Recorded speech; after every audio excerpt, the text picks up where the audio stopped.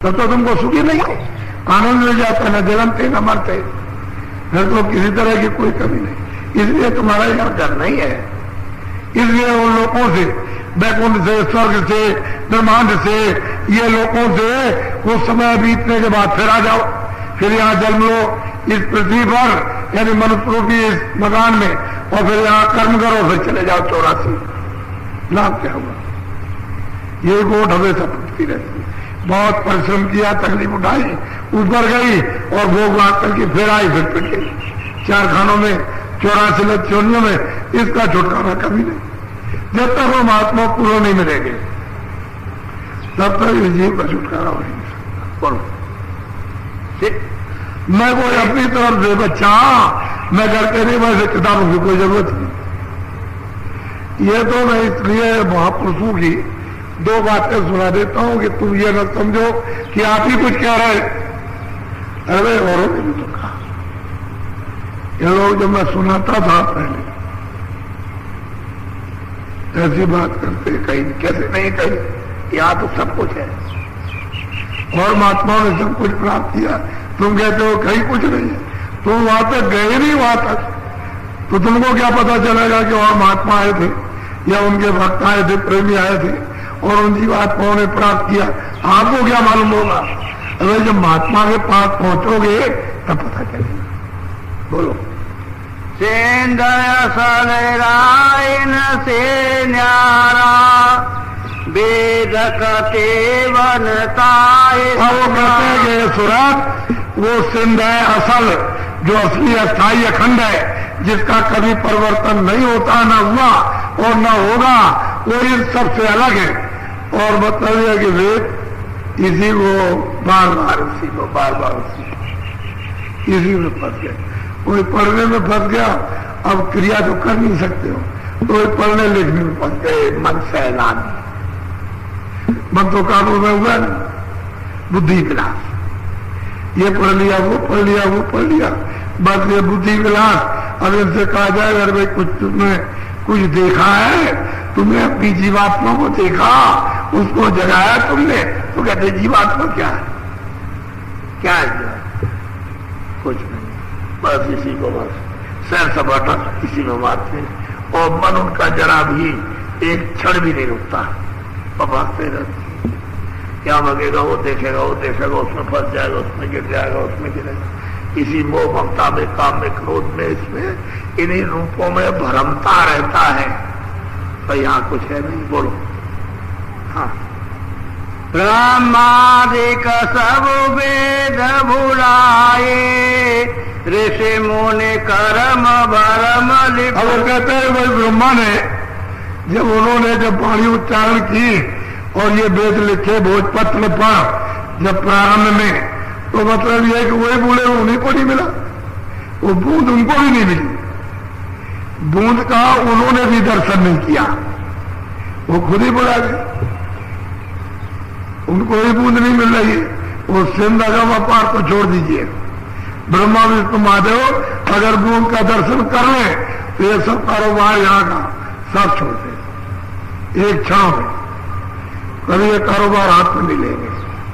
लेकिन बूंद का भी दर्शन तो खुद ही बोलेंगे, आपकी भूल क्या मिटा देंगे। बोलो, पीर पैगंबर कुतुब लिया, बूंद भेद पूरा।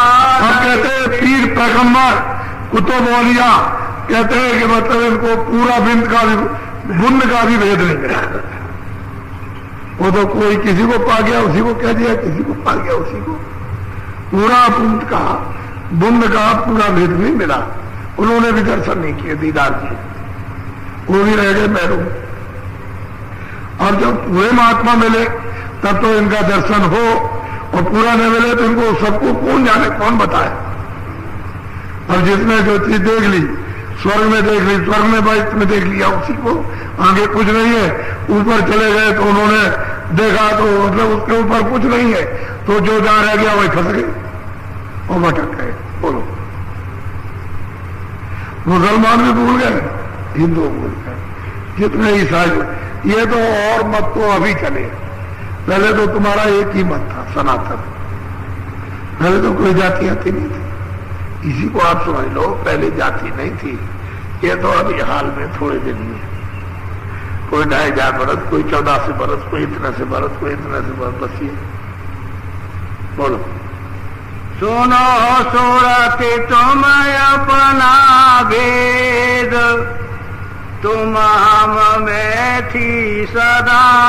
तू सुन ले अपना भेद, तू मुझ में थी, अबे थी मुझ में, तुझमें कोई अंतर नहीं था। तू सिद्ध थी, अगम थी, अपार थी। बस करो।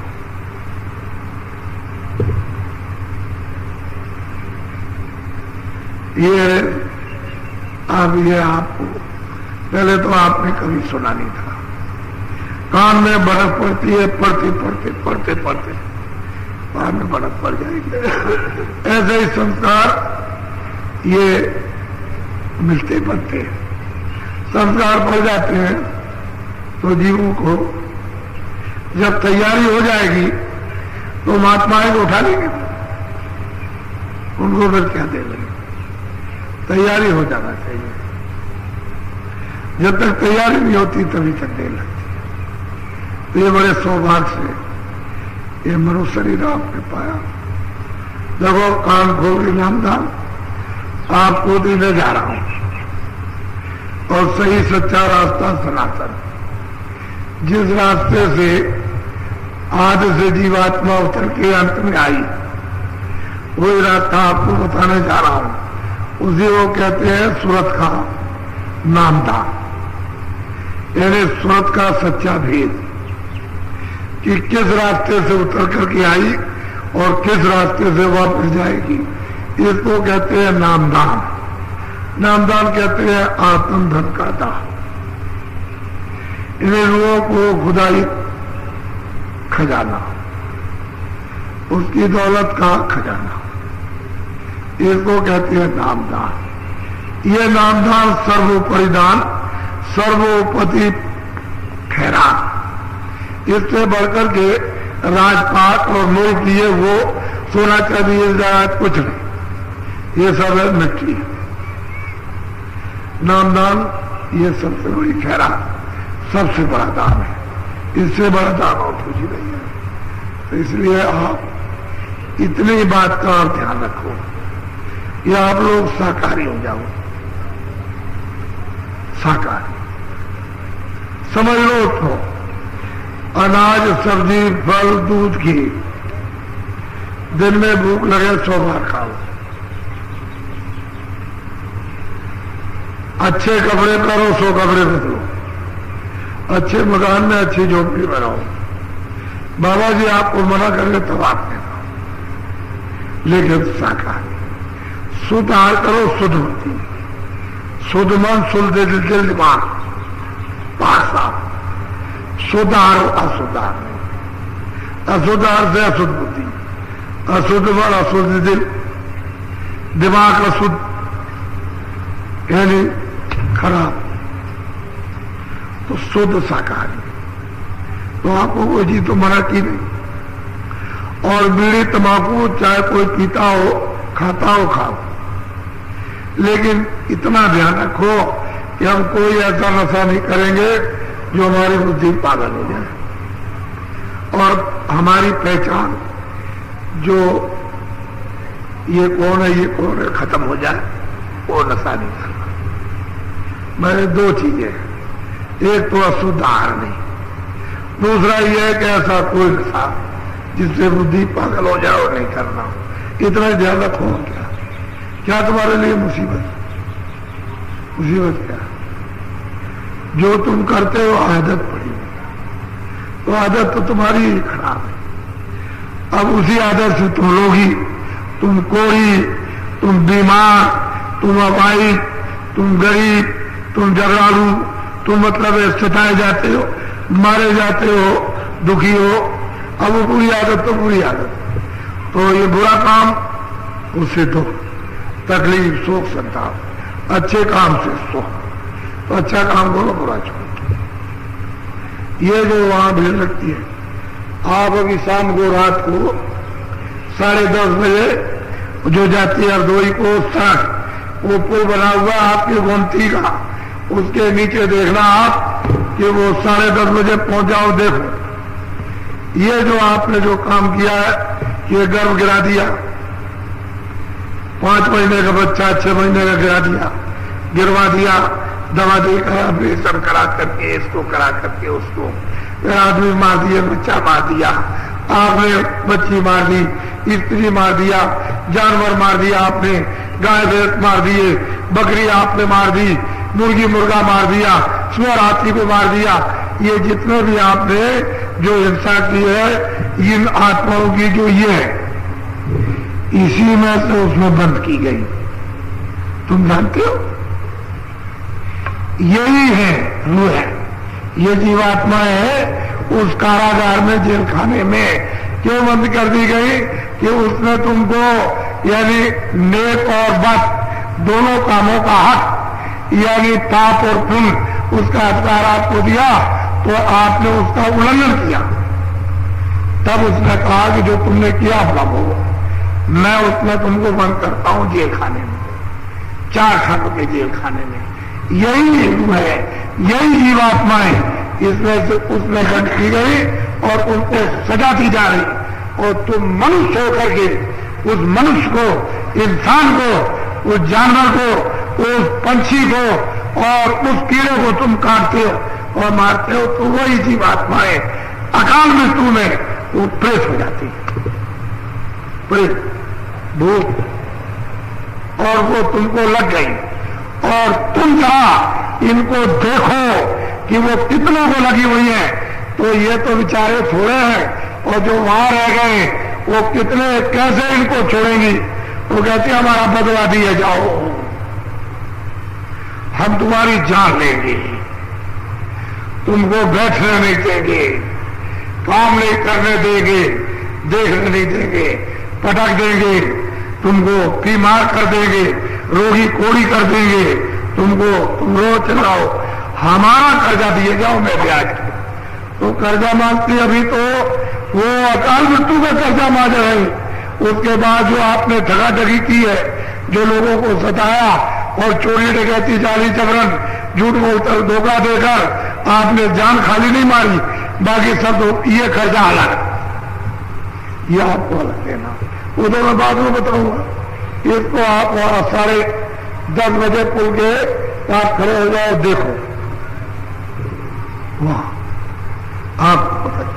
तो आपको ये चाहिए था, जब ऐलान सब जगह था कि वहां 10 दिन तक वो आप उसका परिक्रमा लगाना, और आपको बताया था कि 10:30 बजे से और 3:15 बजे तक उसके बाद में लौट के चले आना, तो आपको 10 दिन पूरा लगाना चाहिए था। और हमने कहा था फिर वो प्लेट छोड़ जाएगा और आप चले जाना।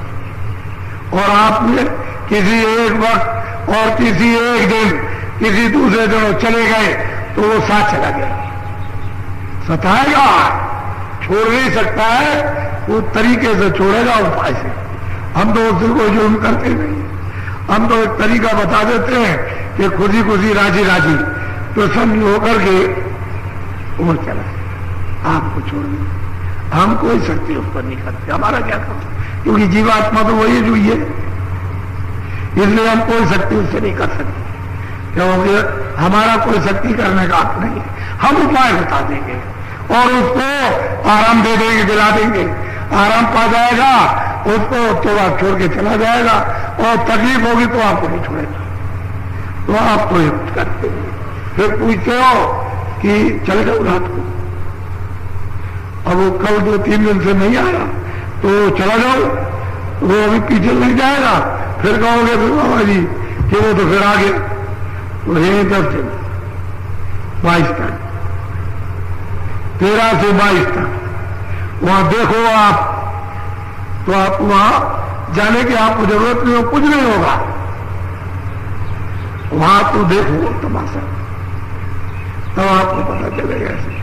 तो आप लोग इन कर्मों के विधान को नहीं जानते हो, इसको मालूम नहीं आपको कि इसकी कितनी कड़ी कड़ी सजाएं मिलती है, ये आप पता नहीं, इसलिए आप लोग थोड़ा सा आप शाकाहारी हो जाओ।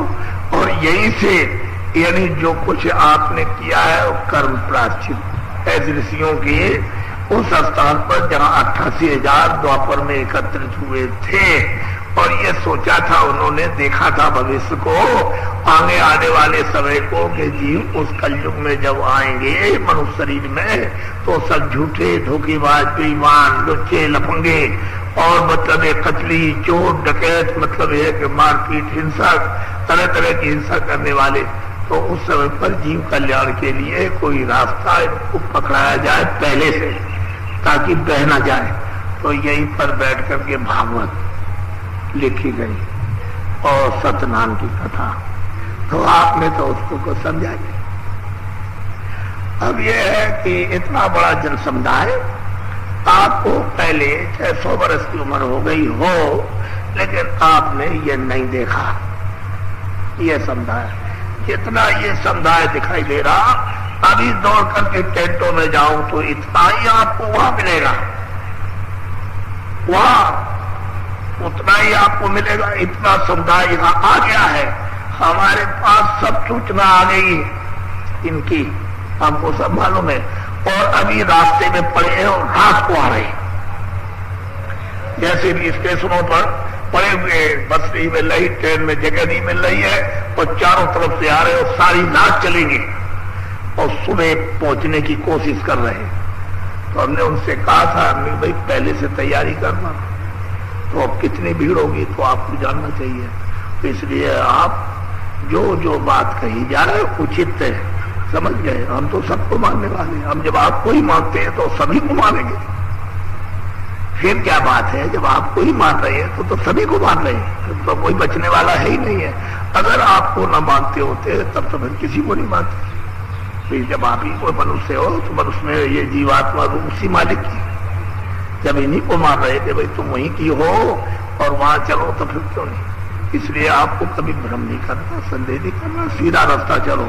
रास्ता हम बताएंगे, मदद हम करेंगे आप। और आप जरा सा थोड़ा सा समय दे दो, इधर आकर के अभी बताएंगे, जिनको बताया यहाँ बैठ जाओ। ये सूरत दोनों आंखों के मध्य में बैठी है, इधर देखो, यहाँ ये मध्य में बैठी है। इसमें दरवाजे के बाहर, शरीर के अंदर तो है ही नहीं, बाहर बैठी हुई है। तो आपने क्या काम किया कि कूड़ा कचरा सब आप उनका यहाँ इसके ऊपर जमा कर दिया, दब गई। अब कूड़ा कचरा बहुत ज्यादा हो गया, उसको आप नहीं उठा सकते हो, ये बात तो सही है। तो जो जमा हो गया उससे वो दब गई। अब उसकी चेतना, उसका ज्ञान, होश उसका जाता रहा, बस ये बाबा बदहोश हो गई। अब कोई मिल जाए जगाने वाला तो इसको साफ सूफ करके इसको यानी मतलब है जगा ले, खड़ा कर ले इसको। दरवाजे यहाँ पर हरि का दरवाजा है सामने, इसी जगह पर, ये उसका हृदय, इधर हृदय नहीं है, इधर हृदय नहीं है। ये जीवात्मा का, सूरत का, रूह का इधर दिल यानी हार्ट नहीं है, ये इधर है। ये बहुत बड़ा आकाश है,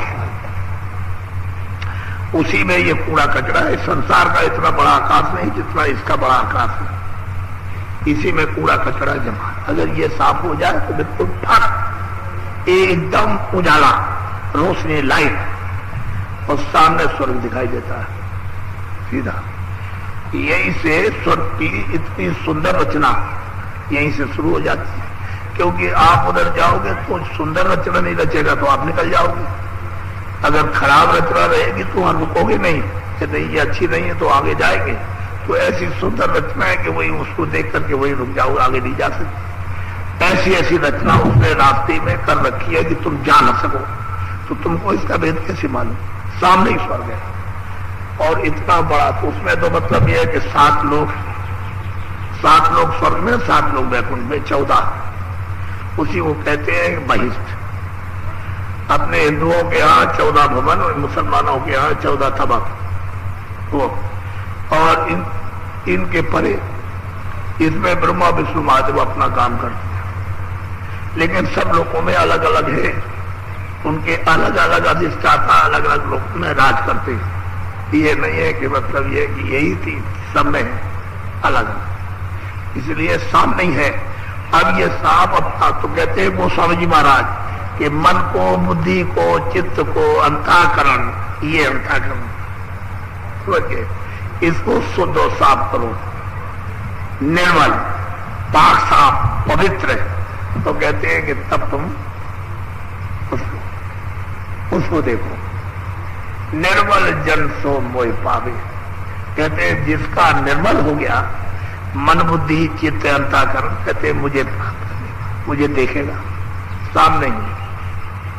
अब आप दरवाजे पर बैठ करके और आप मतलब ये स्वर्ग में नहीं जाते हो, स्वर्ग की बात करते हो, वही तो मैं कह रहा हूं कि आप मानते ही नहीं स्वर्ग। जब स्वर्ग के निवासी को नहीं मानते हो, ब्रह्मा विष्णु महादेव को स्वर्ग की मानते हो, आपने खाली आपने मतलब ये कि वही बुद्धि से आपने कर रखा है कि स्वर्गवास हो गया, बाकी आपको मालूम है स्वर्ग किधर कुछ पता नहीं।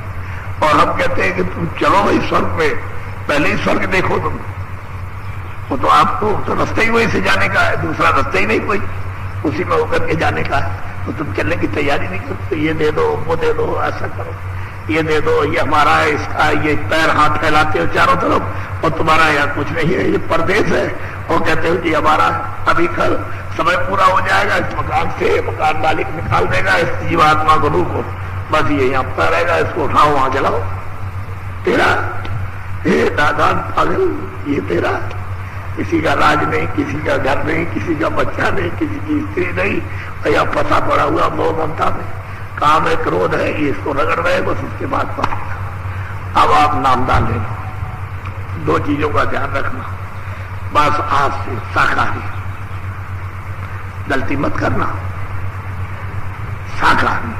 और बीड़ी तंबाकू आप पी सकते हो, तंबाकू खा सकते हो, हम तो कोई खाते नहीं, हमको तो मालूम नहीं। आप ऐसा कोई नशा मत करो। यानी मुसलमानों के यहाँ तो किताब में उनकी लिखा है कि अगर किसी ने ऐसा नशा कर लिया जिसकी बुद्धि पागल हो गई, कहते हैं कि उस इंसान का जिस्म जिंदा ही जला दिया जाए तो उसके गुनाह माफ नहीं होंगे। इतना सख्त कानून है, लेकिन फिर भी मुसलमान ऐसा नशा करते बदहोश हो जाए, होशी न रहे। तो कुरान को कब मानते हैं, वो अपनी किताबों को कब मानते हैं, कब खुदा को मानते हैं, बताइए। ये तो सोचने की चीज है। कब आप भगवान को मानते हो, अब आप कहते हो, कहने की बात अलग है, कहने को तो कोई भी कह देगा, समझे। अरे तुम अपने घर में अपनी स्त्री को नहीं पहचान पाते तो औरों को क्या पहचानोगे। तो आप लोग नामदान ले लो, जो परमात्मा का नाम अखस, हम जब कभी इनसे इतना कहते हैं कि भाई जरा जगह लेकर के बैठा था, ठस कर तो जो नाम में बोल लो अदा होगा। वो प्रार्थना करके मंजूरी लेकर आपके लिए बता दिया जाएगा कि ये मालिक का प्रसाद है, इसको ले लो। तो थोड़ा थोड़ा आप मतलब वो आपको मिलेगा, अपना थोड़ा थोड़ा ले आना, उसमें मिलाते जाना और उसमें से लेते जाना, रखना संभाल के, घर में संभाल के रखना जैसे सोना चांदी रखते हो, जरूरत वक्त पर तुम्हारे काम आएगा, बहुत काम देगा।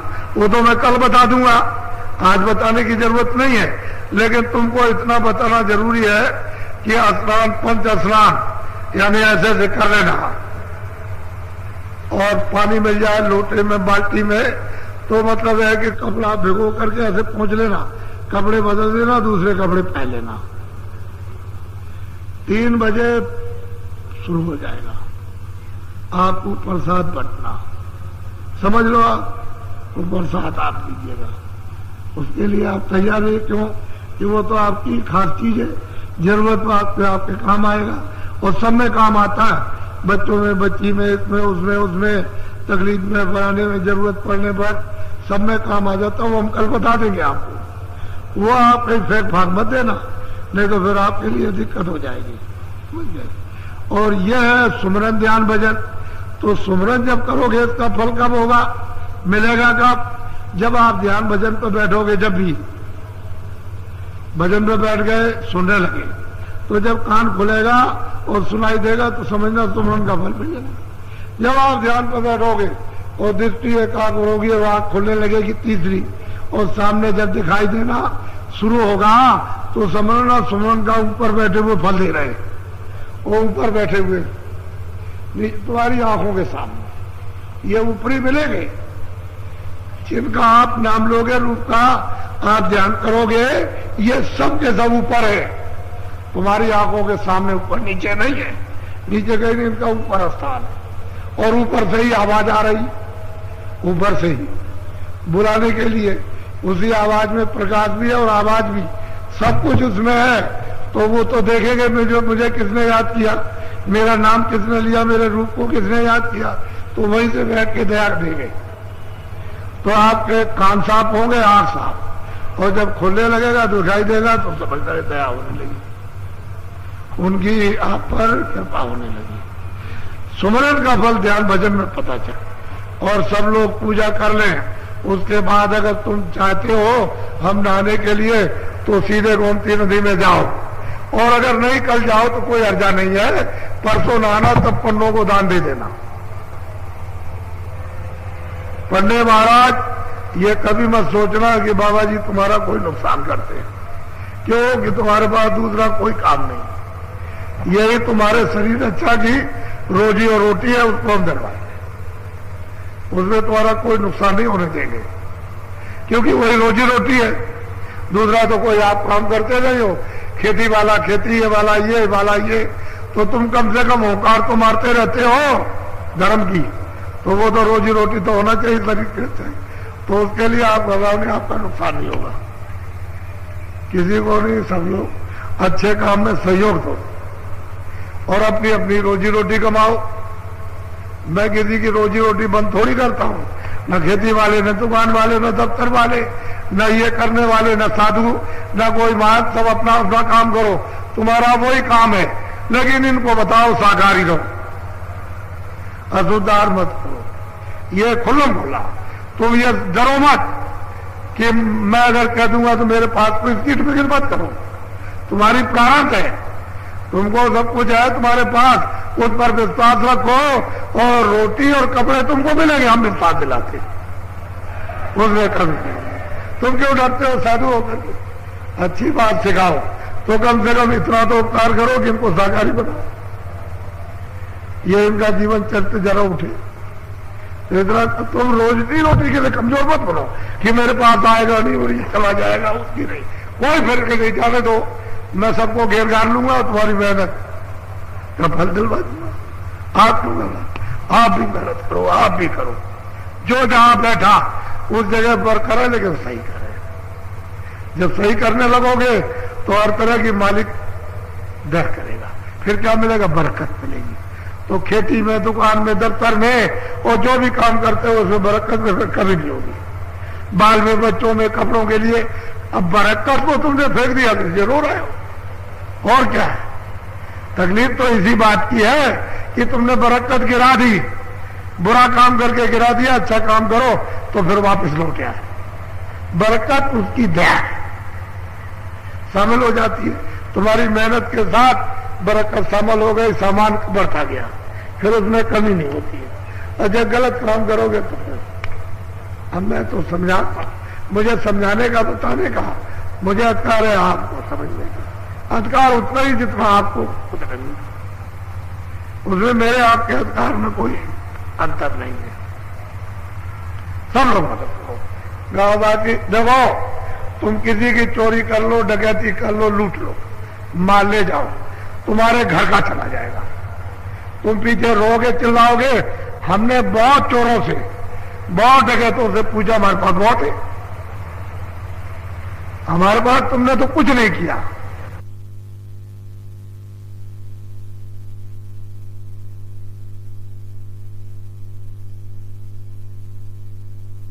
पर हम सबके आभारी हैं।